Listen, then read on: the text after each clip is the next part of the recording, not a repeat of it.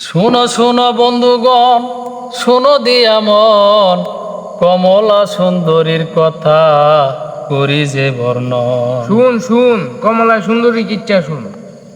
হিরণ নগরী কন্যা কমলা সুন্দরী,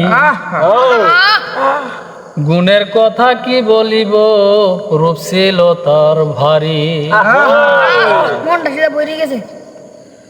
আরে হিরণ নগরে ছিল এক রাজকুমার, কমলা সুন্দরী সনে বিয়া হইল তার। তারপর তারপর লাল নীল সবুজ পরি দিঘি দিয়া পারি,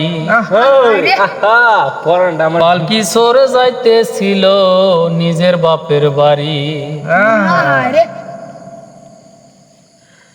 আরে ওই দিঘির জল দেখিয়া কন্যার বড়ই তৃষ্ণা পায়, পালকিটা থামাইয়া কন্যা জলে নাইমা যায়। দিঘির জলে কন্যা যখন রাখলো রাঙা পায়, দিঘির জলে কন্যা যখন রাখলো রাঙা পায়, জড়াইলো কি এমন পায়ে বুঝতে পারলো না।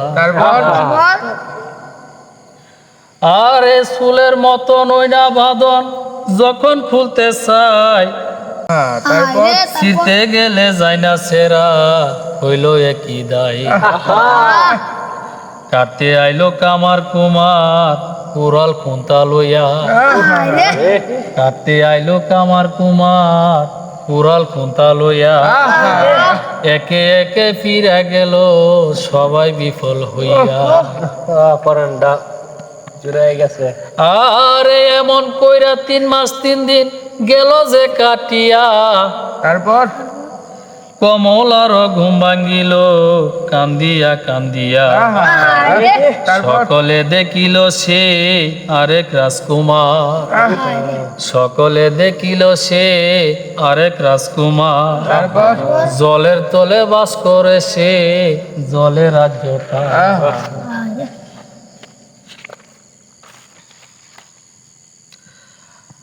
আরে কমলার আশেক হইয়া চুলে দিল টান, কমলাও পাগল হইল বিধির বিধান। মা বাবা স্বামী কন্যা কান্দিয়া হাসিল, মা বাবা স্বামী কন্যা কান্দিয়া হাসিল, কমলাও ডুবিল জলে ফিরা নাই আসিল, কমলাও ডুবিল জলে ফিরা নাই আসিল। কমলা সুন্দরী স্টপ কর।